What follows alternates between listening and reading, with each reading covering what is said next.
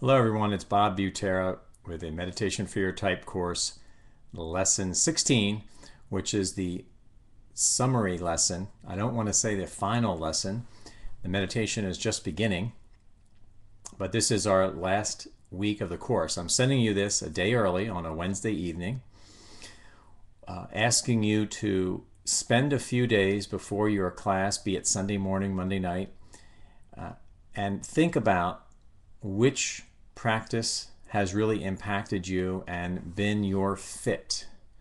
And reviewing them here, look down at my page for a second to make sure I don't forget any. The breath, the visualization, the mantra, the prayer, contemplation, mindfulness, and the conceptual. So of those 6 types, you'll have those all listed in the handout that's attached to the email. See if you can come up with an actual practice that you feel is really the dominant, strong one for you. And I want to make one point very clear, because whenever somebody starts studying meditation, extremes seem to pop up in practically every program and also in each one of us. And part of this journey, I think part of our summer course that we're going to be doing beginning in late June there, is figuring out how to balance our strengths, weaknesses with our meditation. Now, when I say extremes, that each one of us has extremes, there's a certain boundary line where you have, at least in yoga's terms, a line between effort, forceful trying, discipline, activity, and then detachment, which is that passive, receptive, accepting, quiet, if you will, sun and moon, yin and yang. You want to have a certain balance there. And I want to let everyone know that we have, in part, made this really strong case that individuals have specific meditations that work for them best at certain periods in their life. That is a very detached, if you will, passive approach to teaching meditation. We're not force-feeding you one technique that is only the best. We're just trying to find the best one for you. Now, again, that is a somewhat passive approach. It makes it sound like anything goes. And what we mean by the anything goes aspect is that any technique for meditation will work for you, so long as you practice it. So the effort side of this equation, if the detachment is us being detached from the type of meditation practice you do, the effort side must be equally, how would you say, developed or simply practiced on a daily basis.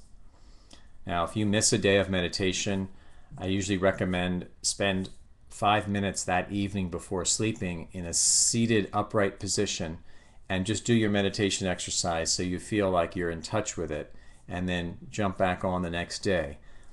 But to be disciplined by meditating at a specific time of day for a certain amount of time, 20 to 30 minutes, and staying consistent with that once you start a practice is also required in order for the meditation to work. So you can't really be passive with the discipline side and the actual doing of the meditation.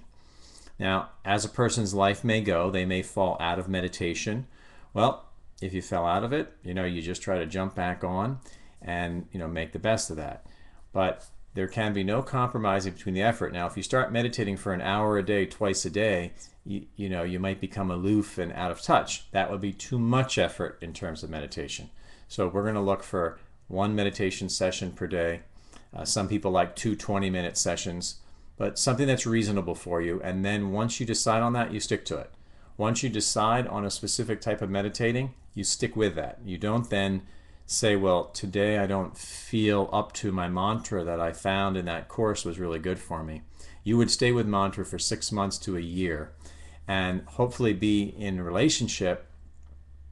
It doesn't have to be with Yoga Life, obviously, but be in a relationship with some sort of meditation group that will give you some feedback to see if you're jumping from technique to technique in order to avoid yourself, or if it's really time to switch something. You could stay with one meditation technique for 20 years because you'll start to, of course, discover, or if you haven't already, that the depth in which you go within yourself is not necessarily caused by the meditation technique, but by the practicing that you've done. So I think it's been a great course. We'll in Pennsylvania here in Devon. We thank Tina. We thank Aaron teaching this course in Canada. In the fall, our course will be offered in, I guess, extra 3 locations, most likely. But for now, we're in those locations. And we will have information sent out to you about the summer course. I know you've already read some of that. But it's been a great, if you will, great beginning of 2010. I'm sitting here in a light t-shirt, and we started out with a lot of snowstorms. So way to go.